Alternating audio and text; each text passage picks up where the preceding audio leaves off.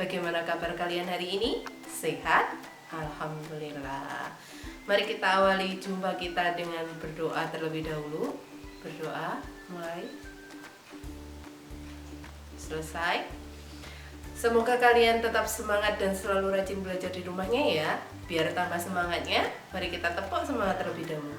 Tepuk semangat. Semangat. Hari ini kita akan belajar tema 5, ekosistem, subtema 2, hubungan antar makhluk hidup dalam ekosistem, pembelajaran 1. Hari ini kita akan mencermati teks non-fiksi yang disajikan agar kalian dapat menemukan pokok pikiran dalam bacaan dengan tepat. Dan kita akan menyimak keterangan tentang rantai makanan agar kalian mampu membuat gambar rantai makanan pada ekosistem lengkap dengan keterangannya dengan cermat. Pada pertemuan kali ini kita akan belajar menuliskan informasi penting yang terdapat dalam bacaan. Selain itu, kita akan menjelaskan rantai makanan yang ada pada suatu ekosistem. Sudah siap belajar hari ini?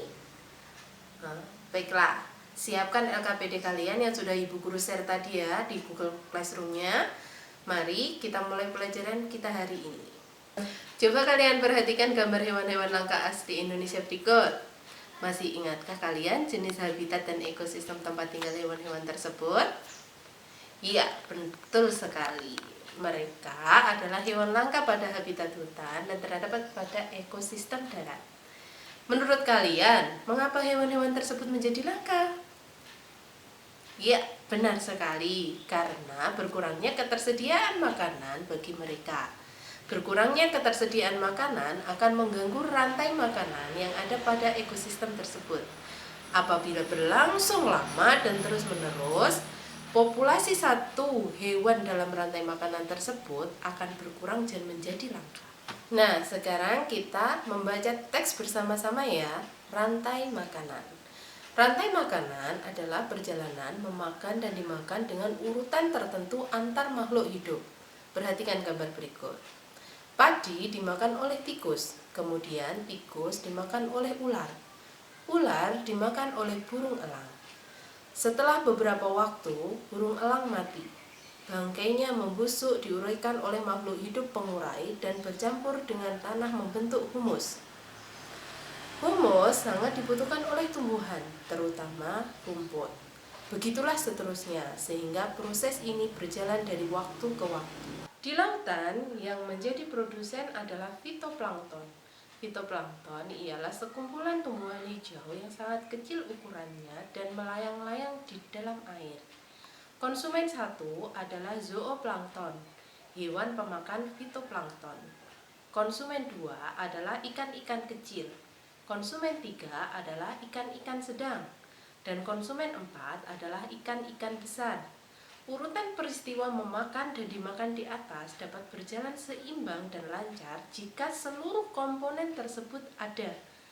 Jika salah satu komponen tidak ada, akan terjadi ketimpangan dalam urutan memakan dan dimakan tersebut. Agar rantai makanan dapat terus berjalan, jumlah produsen harus lebih banyak daripada jumlah konsumen ke-1. Konsumen ke-1 lebih banyak daripada konsumen kedua, dan seterusnya. Ada satu lagi komponen yang berperan besar dalam rantai makanan, yaitu pengurai. Pengurai adalah makhluk hidup yang menguraikan kembali zat-zat yang semula terdapat dalam tubuh hewan dan tumbuhan yang telah mati. Hasil kerja pengurai dapat membantu proses penyuburan tanah. Contoh pengurai adalah bakteri dan jamur. Nah, masih ingatkah kalian dalam setiap paragraf kalian akan menemukan satu ide pokok? Ide pokok berisi gagasan dasar mengenai suatu hal atau kejadian yang ingin disampaikan pada teks.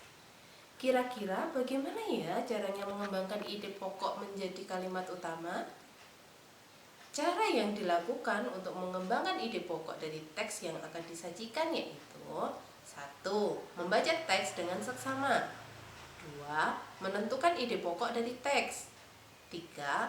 Membuat kalimat baru yang berisi ide pokok menggunakan bahasa sendiri. Yang keempat, menggunakan diksi dan ejaan yang tepat saat mengembangkan ide pokok menjadi kalimat-kalimat utama. Setelah kalian mengetahui bagaimana cara mengembangkannya, ayo coba ubah pokok pikiran yang kalian temukan pada bacaan tadi menjadi kalimat utama. Perkaya dengan gambar yang sesuai ya. Baiklah anak-anak, ibu guru mau bertanya, setelah membaca teks tadi, apa yang dimaksud rantai makanan? Ya, benar sekali. Rantai makanan adalah peristiwa makan dan dimakan antar makhluk hidup yang membentuk suatu rangkaian. Di dalam rantai makanan terdapat produsen, konsumen, dan pengurai. Produsen adalah makhluk yang dapat mengolah makanannya sendiri. Konsumen adalah makhluk hidup yang tidak dapat membuat makanannya sendiri sehingga memanfaatkan makhluk hidup atau produsen sebagai makanannya. Pengurai atau dekomposer adalah makhluk hidup yang berperan menguraikan makhluk hidup yang telah mati menjadi unsur-unsur penyusunnya. Dapat kita perhatikan gambar rantai makanan berikut. Di situ, rumput berperan sebagai produsen, tikus sebagai konsumen tingkat 1, ular sebagai konsumen tingkat 2, burung elang sebagai konsumen tingkat 3, dan jamur sebagai pengurai. Nah, sekarang ayo berlatih. Tentukan sebuah rantai makanan yang ada di sebuah ekosistem.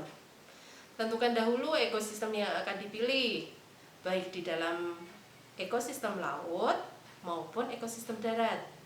Rantai makanan tersebut kalian buat pada kertas A4, digambar dan diberi keterangan dengan rapi dan jelas. Warnai rantai makananmu hingga tampak menarik. Kirimkan foto hasil pekerjaan kalian melalui WhatsApp atau unggah di Google Classroom kita ya. Baiklah anak-anak, sampai di sini pembelajaran kita hari ini. Semoga pembelajaran hari ini bermanfaat. Tetap semangat belajar dari rumah. Tetap patuhi protokol pencegahan COVID-19 dan tetap jaga jarak. Salam 6S. Senyum, sapa.